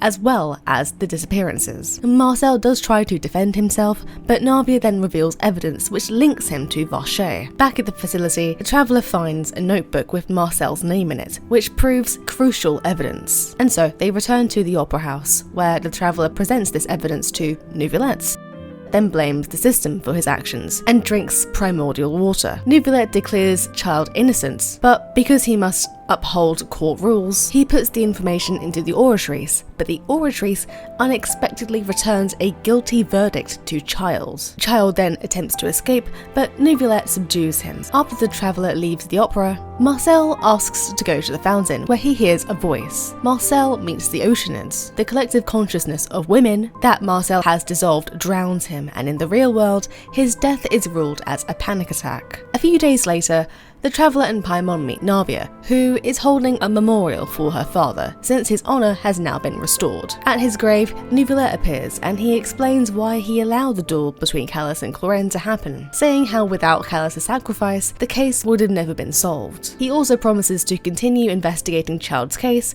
in order to prove his innocence. Later on, while they walk through the court of Fontaine, Paimon suggests to the traveller that they take a break at the Spinadero sur la base. But a few days later, Isadora arrives with a message for the traveller from Neuvillette, saying that he wishes to meet them at the Palais Mammonia. When they do eventually get to Neuvillette, he explains that he has a situation that needs their attention. You see, before this, Neuvillette had advised Farina to decline a meeting from the Knave because of Child's recent arrest and imprisonment in the Fortress of Meripedes. Despite urging Farina not to, Farina accepts the request. The Knave arrives and expresses gratitude for Farina's service to the House of the Hearth, specifically for improving the children's lives there. However, she quickly shifts the topic to her main objective, requesting Child's custody. Neuvillette denies this, since the trial has already been concluded. The Knave then offers to enter the Fortress of Meripede to check on Child's condition, but Neuvillette explains that the prison is beyond the court's jurisdiction, and decides to offer a different proposal instead. In the present, Neuvillette informs the traveller and Paimon that Child has in fact disappeared and is not in the prison, and there have been no reports of him being seen outside. And so he asks the traveller and Paimon to infiltrate the prison, and by doing this, he would press false charges against them in order for them to go in. The traveller and Paimon agreed to do this. Neuvillette escorts them to the prison's entrance, and they are sentenced to 45 days in prison. Inside, the traveller and Paimon are explained how life is in the prison, and especially the importance of credit coupons, which is the prison's currency. When they reach the main entrance, they are greeted by numerous Gardamex as well as Risley, who gives them a tour. Along the way, they see Linny, which is an unexpected appearance, and at their dormitory, the traveller and Paimon conclude that he is also investigating the prison. The next day, after doing some work, they meet up with Linny and Lynette, who have entered the prison because it hides a secret. They also mention that Arlecchino confirmed that Farina does not possess the Hydronosis, so they are currently focusing on learning about the Forbidden Zone. Later on, the traveller and Paimon are warned that they should aim to not be breaking any hidden rules, since something really bad might happen. They learn 2 of the rules. One of them is that working for 3 days straight would result in them being served mystery meats, and that another rule was that it's not allowed to bet on 2 fighters in a match. So, once realising that these rules were not about Child, they take a rest. Later on, they hear from someone that strange sounds were being made during the monthly pipe cleaning days. So that night, they follow the pipes, and they encounter 3 people who admit that the hidden rules were a farce to protect Child. We find out that Child escaped through the pipes after hearing a mysterious voice, but has not returned yet. Once finding this out, the traveller decides to have Linny ask Fremine for assistance, since Fremine is a diver. The group still needed more information, and so over the next few days, the traveller collects information and passes it on to Lynette, preparing for their meeting with Linny once again eventually. eventually, since Liyue himself is assisting Freminet. On the 9th day, the traveller meets up with Liyue. However, Lynette is nowhere to be seen, and they soon discover through a piece of paper that Wriothesley has known of their motives. Liyue is worried for his siblings' safety and confronts Wriothesley, accusing him of kidnapping his siblings. Wriothesley denies it, and the situation escalates, but Seatween intervenes using a tranquilizer dart, and Clorinde arrives with an unconscious Freminet, who has consumed primordial water. Freminet is being treated in the infirmary by Seatween, and the Traveller and Paimon learn that Clorinde had saved him and decides to thank her in the prison. And so they return to Wriothesley's office, and they get to talking with Wriothesley. Wriothesley says that he knew that they were all Fatui operatives, and originally thought that they were sent to the fortress of Merope to find Child, but eventually he found out that the Forbidden Zone took their interest. Wriothesley offers to take us to the Forbidden Zone, which they accept. Wriothesley then begins to explain the fortress's history and its purpose under the previous Hydro Archon Egeria. Wriothesley then reveals that there is a gate in the fortress of Merope that is holding back the primordial water from swallowing Fontaine, but it could fail soon, and that this gate is in the Forbidden Zone. The Traveller and Paimon then return back to the infirmary, where they inform the siblings of what they learned from Wriothesley. The siblings are shocked, but grateful for their help. Later on, the Traveller and Paimon return to the dorms to sleep, but are interrupted by a huge panic that's happening. The Traveller then deduces that the gate has likely started to fail, and they rush down to find Wriothesley and Clorinde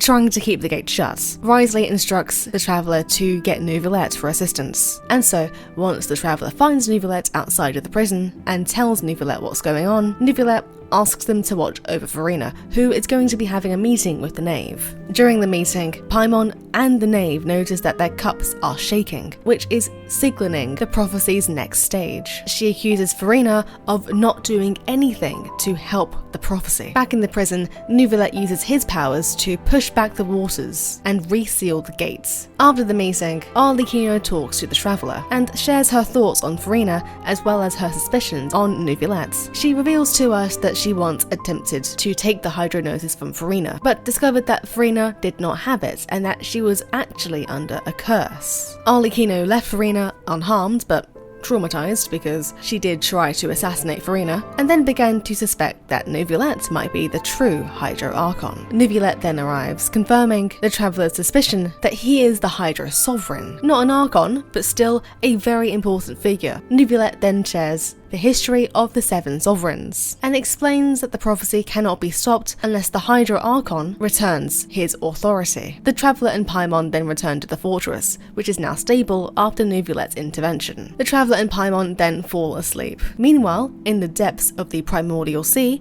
Child regains consciousness, only to find himself beneath a massive narwhal, which leaves his fate uncertain and on a cliffhanger. Eventually, the Traveller and Paimon's sentence is over, and they head out to sign the release papers. During the process, the fortress suddenly shakes, which startles everyone. The Traveller decides to consult with Wriothesley just to see what's going on, and he assures them that the seal that Neuvillette had placed wouldn't fail, and the source of the shaking came from the surface, not from the prison. With this information, the two leave to speak to Neuvillette at the Palais Mammonia. Upon arriving there, the Traveller and Paimon notice that the place is bustling. They then enter Neuvillette's office. They tell Neuvillette about their account of a narwhal-like entity seen in Child's vision, and Neuvillette expresses concern about how Child even ended up in the primordial sea, as it's not a place where people can just normally go to. We then ask about the tremor, and Neuvillette confirms that it occurred in Poisson, and that the water levels had quickly risen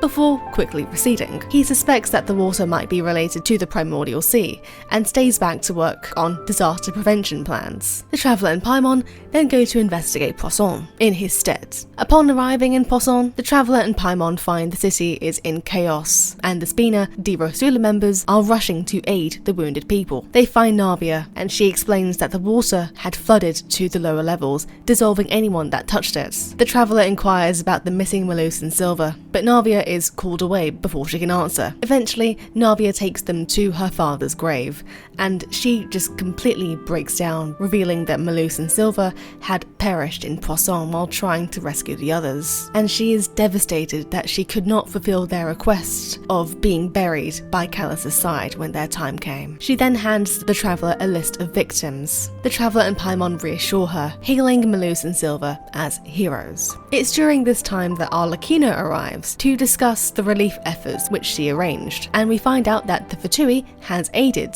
in the aftermath of the disaster. Arlecchino expresses her condolences for Malus and Silver and asks the Traveller for help in exploring some ancient ruins near Poisson, as a child has stumbled upon these ruins. Her subordinates were originally sent to explore them, but were redirected to assist in the relief efforts. The Traveller agrees to help, and Navia decides to accompany them to distract herself of Malus and Silver's deaths. At the ruins, they find that the area is flooded with primordial water. As they proceed, the bridge collapses and Navia falls into the water. She awakens in Poisson and is greeted by Malus and Silver, but soon realizes that something is wrong. They escort her to the Opera Epiclese, where she is put on trial by deceased victims of the disaster. Just as the trial intensifies, Neuvillette intervenes, dispelling the illusion and quickly bringing back Navia to reality. Navia relays her experience, and Neuvillette explains that she was protected by 2 Oceanids who kept her safe long enough for him to rescue her. The group continues to explore the ruins and discovers several stone slates. On these slates, there are inscriptions that depict a prophecy about Fontaine's destruction. They are able to deduce that figures in the images represent Egeria, the previous Hydra Archon. Once they find these,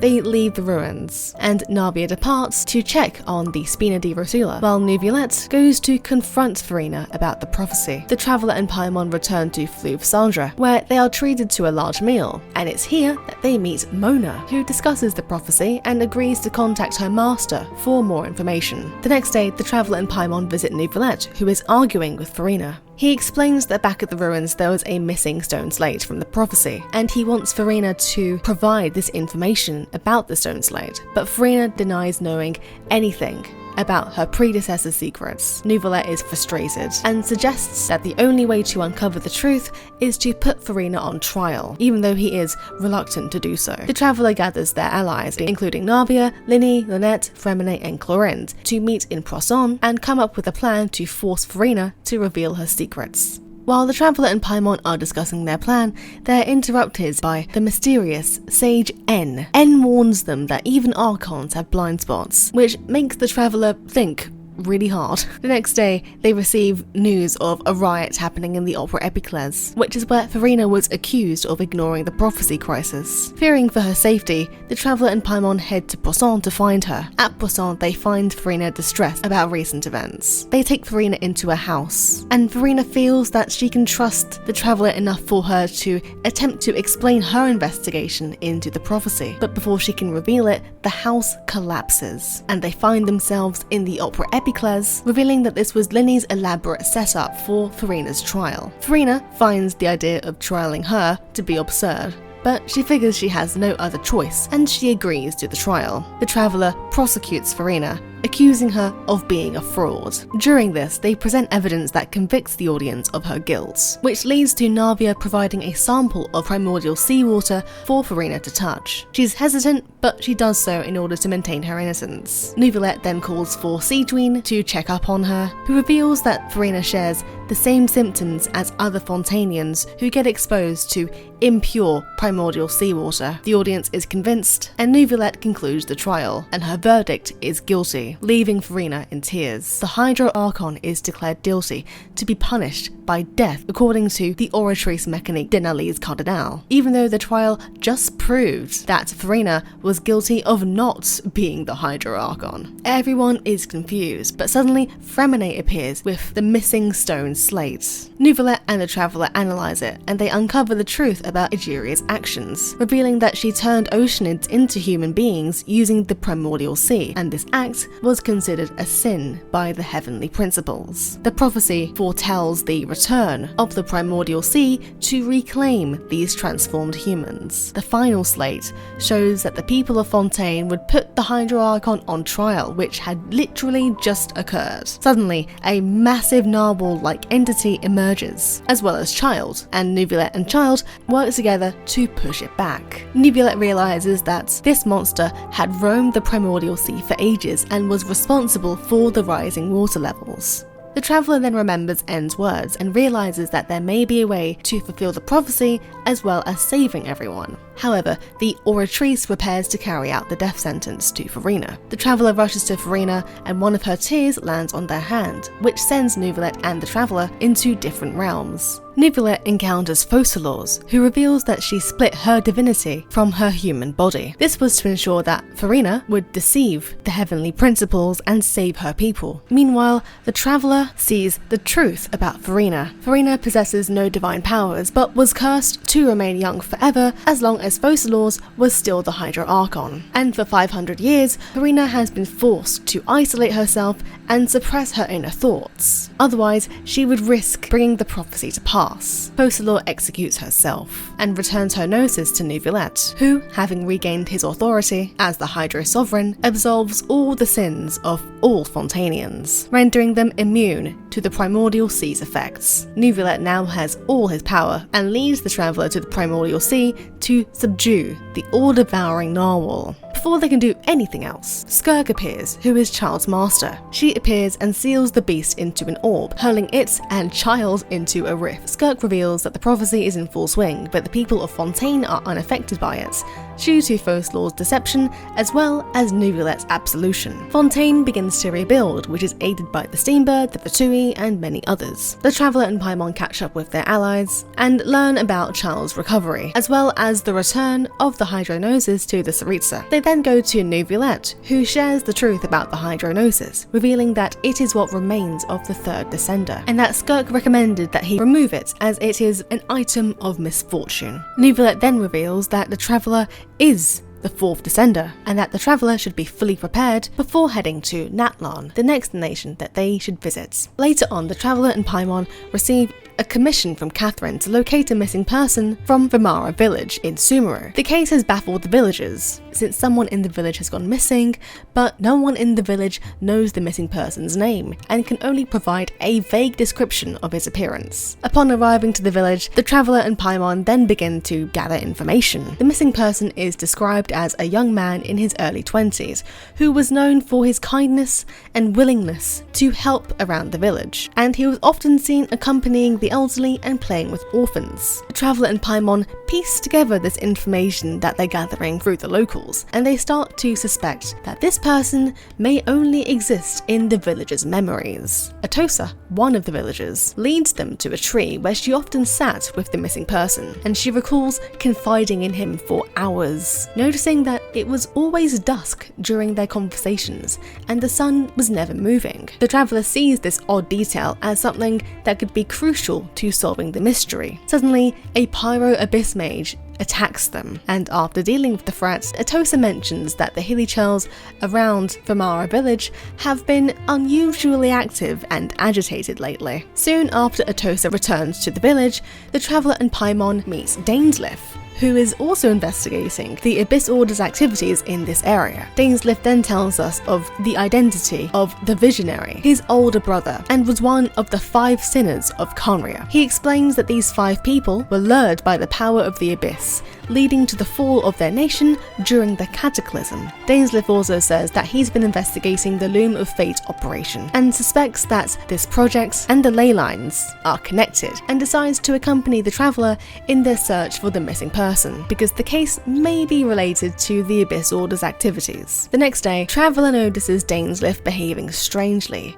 as if he was lost in thought. Dain reveals that he's been exploring the memories of a person that he's never met, and in this, he gives away the eye of the first field tiller. The traveller suspects that the missing villager may have the ability to implant memories, and that it could be connected to the Abyss Order. They investigate the location of the eye to see that it's still there, and upon reaching this location, Dain zones out again, but urges them to keep moving. The traveller senses that something is off, but they continue forward. Soon they realise that they are being followed by the Abyss Order, who are using fake memories to trap them into revealing the location of the eye of the first field tiller. Dain then senses a disturbance in the lake and urges the traveller and Paimon to return to Vimara village, where they may finally be able to locate the missing villager. Just as the traveller and Paimon leave, Dain is confronted by the traveller's sibling, who is wielding a golden sword. Dain admits that he knew that it was a trap,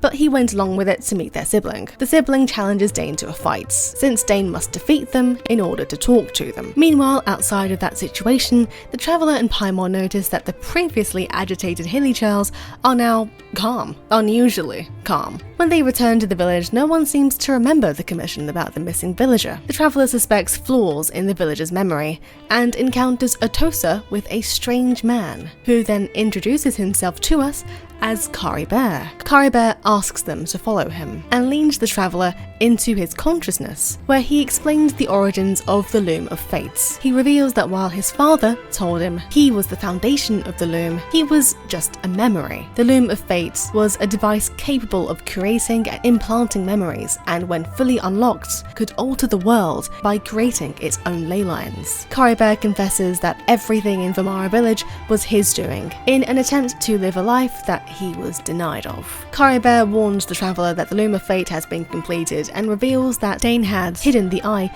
within himself to lure out their sibling. He also said that he implanted a false memory in Dain as a distraction for the prince to regain the eye. He then fades away peacefully as the Traveller's sibling arrives there. The Traveller is overjoyed to see their sibling, but finds out that they cannot physically touch them. The sibling goes on to explain that they do not belong in Caribert's memory, and that the Traveller will soon be ejected from it. They share a brief conversation about the siblings' motives for waging war against the divine, and their race to unlock the Loom of Fate before the heavenly principles awaken. The sibling goes on to express their loneliness and doubts before this memory collapses, separating them from the Traveller. The Traveller awakens to find Paimon beside them, explaining that the villagers found them unconscious at the outskirts and brought them back to the village. Paimon mentions that Dain had checked up on them, but he appeared injured and preoccupied. The villagers then suddenly come to remember the missing villager, Caribert, but realise that he left. The Traveller and Paimon then search for Atosa, who hopes that Caribert would return one day. Later on, Paimon asks the Traveller about what happened with their conversation with Caribert, but the Traveller finds that they can't remember, but they soon discover a picture in their pocket of themselves, their sibling, and Caribert, with a message urging them to get along no matter what happens.